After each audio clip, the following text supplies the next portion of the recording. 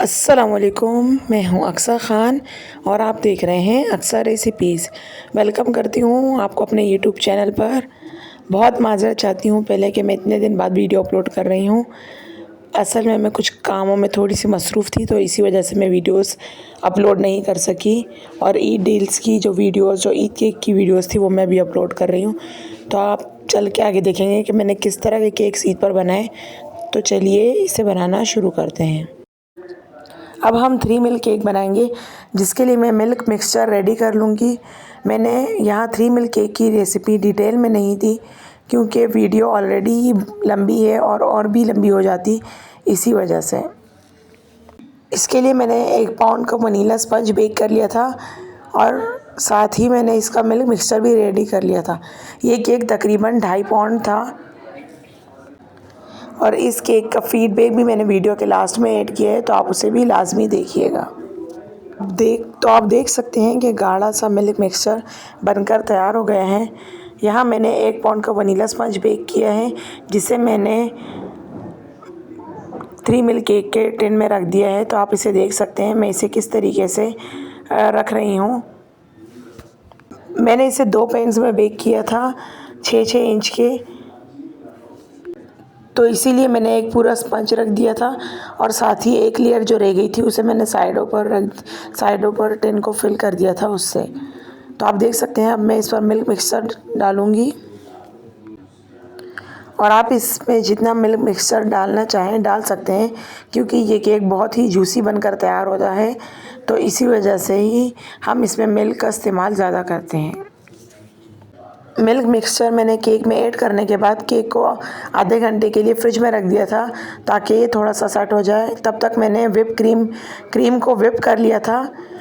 मैंने क्रीम को बहुत ही स्टिफ पीक में बीट नहीं किया है, बल्कि बहुत ही सॉफ्ट पीक में बीट किया है, ताकि ये आसानी से अप्लाई हो सके। तो आप देख सकते हैं कि मैं इसे किस तरह फैला रही हूँ इस पर। जब तक मैं क्रीम को अप्लाई कर रही हूँ केक पर, अगर आपने मेरा चैनल सब्सक्राइब नहीं किया तो प्लीज़ मेरे चैनल को सब्सक्राइब कर दें। और अगर आपको मेरी वीडियोस पसंद आती है तो इसे लाइक और शेयर भी कर दिया करें। और अगर आप मुझसे कुछ पूछना चाहते हैं या कोई चीज़ आपको मेरी वीडियो में समझ नहीं आती, तो आप मुझसे कमेंट में पूछ सकते हैं, मैं लाजमी आपको गाइड कर दूँगी। इतने केक के लिए मैंने 150 ग्राम व्हिपिंग क्रीम ली थी, जिसे मैंने व्हिप करके ही अप्लाई किया है। क्रीम को अच्छी तरीके से फैलाने के बाद अब मैं इस पर कैरेमल सॉस शामिल करूंगी। मैंने कैरेमल सॉस की रेसिपी भी अपने चैनल पर ऑलरेडी अपलोड की हुई है, मैं लिंक डिस्क्रिप्शन में दे दूंगी, आप उसे वहां से जाकर देख सकते हैं।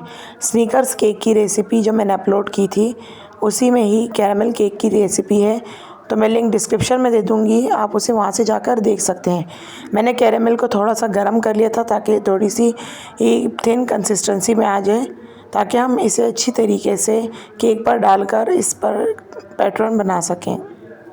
तो आप देख सकते हैं कि मैंने इसे केक पर डाल दिया है और वुडन स्कूवर की मदद से मैंने इस पर ये पैटर्न बनाया था। तो आप देख सकते हैं यहाँ कुछ स्टिकर्स मैंने जो है कुछ प्रिंट आउट्स निकलवाए हैं ईद मुबारक के हवाले से। तो यहाँ मैंने इसे एक फॉन्डेंट की गोल सी स्क्वायर शेप में मैंने एक टिक्की बेल ली थी, ठीक है। कुकी कटर से ही मैंने इसे काटा था और इस पर मैंने इस प्रिंट आउट को अप्लाई कर दिया था और इसी तरह ही मैंने इसे दिया था। तो आप देख सकते हैं कि फॉन्डेंट में आपको मार्बल शेप में दिखाई दे रही है। मैंने फॉन्डेंट 2 कलर में ली थी, एक वाइट और एक ब्राउन। वाइट में ही मैंने ब्राउन कलर शामिल करके उसे इस तरह मार्बल इफ़ेक्ट दिया था। तो आप देख सकते हैं कि केक कितना खूबसूरत बनकर तैयार हुआ है। अभी जो मैं केक बनाऊंगी, ये मैंने एक सालगिरह केक बनाया था और ये भी मेरी एक रेगुलर कस्टमर है, उन्हीं का ही केक है। इसके लिए मैंने वनीला स्पंज को बेक कर लिया था और साथ ही कैरेमल सिरप से इसे मैं सोक कर लूँगी। इस ईद पर मैंने तकरीबन सारे ही कैरेमल केक के ऑर्डर्स कंप्लीट किए हैं, क्योंकि कैरेमल केक जो है मेरा बहुत पसंद किए जाने वाला फ्लेवर है। तो इसी वजह से सभी कस्टमर्स ने मुझसे कैरेमल केक ही बनवाया था। एक कस्टमर है जिन्होंने मुझसे चॉकलेट फ्लेवर बनवाया था, जिसकी वीडियो ही मैंने आपके साथ लास्ट में शेयर की है, तो आप उसे भी ज़रूर देखिए। हमने कैरेमल को क्रीम में मिक्स नहीं किया है, बल्कि पहले मैं क्रीम को अप्लाई करूँगी, फिर हम साइड पे एक रिंग बनाएंगे और उसमें ही फिर हम सेंटर में कैरेमल डालकर उसे स्प्रेड करेंगे। रिंग बनाने की वजह यह है कि जब हम कैरेमल केक में डालते हैं तो वो साइड से निकलना शुरू हो जाती है, मेल्ट होती है। जब केक बाहर पड़ा होता है, फ्रिज में नहीं होता, तो वो मेल्ट होती है और कैरेमल बाहर निकलना शुरू हो जाती है। तो अगर हम रिंग बनाएंगे तो कैरेमल अंदर ही रहेगी और बाहर नहीं निकलेगी, यानी एक सेफ़ हो जाएगी एक तरीके से। तो आप देख सकते हैं कि मेरी कैरेमल सॉस भी कितने मज़े की लग रही है और ये कितनी थिक है और ये बहुत मज़े की बनकर तैयार होती है। तो आप ज़रूर इसे एक दफ़ा ट्राई कीजिएगा। इसकी रेसिपी का लिंक मैं डिस्क्रिप्शन में दे दूँगी, आप उसे वहाँ से जाकर देख सकते हैं। तो आप देख सकते हैं ये केक भी तकरीबन 1 पाउंड का ही केक था और इसे ही मैंने क्रम कोट करने के बाद क्रीम से कवर कर लिया था और साथ ही मैं इस पर कैरेमल सॉस को स्प्रेड कर दूंगी। कैरेमल सॉस को स्प्रेड करने से पहले मैंने इसे थोड़ा सा गर्म कर लिया था ताकि ये आसानी से स्प्रेड हो जाए, लेकिन याद रखिएगा कि हमें इसे बहुत ज़्यादा गर्म नहीं करना है, वरना जो क्रीम हमने केक पर अप्लाई की है वो क्रीम हमारी मेल्ट होना शुरू हो जाएगी। कैरेमल सॉस अप्लाई करने के बाद मैंने इसे एक आधे घंटे के लिए, तकरीबन आधे से 1 घंटे के लिए मैंने इसे फ्रिज में रख और इस पर जो मैंने डिज़ाइन बनाया है इसे मैंने 2D नोज़ल से बनाया है। तो आप देख सकते हैं कि कितना खूबसूरत सा एक और केक बनकर तैयार हो गया है। अब इसके आगे जो भी केक की वीडियोस हैं, जो भी केक हैं, ये सब मैंने अर्जेंट बेसिस पे ऑर्डर्स लिए थे और अर्जेंट ही ऑर्डर आए थे, तो मैं इसकी डिटेल में वीडियोस तो नहीं बना सकी, लेकिन ये भी सेम उसी तरीके के फ्लेवर्स हैं, कैरेमल फ्लेवर ही हैं सब और तकरीबन डिज़ाइन भी सेम ही है। तो इसी वजह से भी मैंने इसकी वीडियो शूट नहीं की। तो आप मुझे कमेंट में लाज़मी बताइएगा कि आपको कौन सा वाला केक ज़्यादा पसंद आया। और ये वाला केक मैंने कोचिंग सेंटर के टीचर के लिए बनाया था। इन्हीं टीचर से मैंने बहुत कुछ सीखा है और अभी भी सीखती हूँ।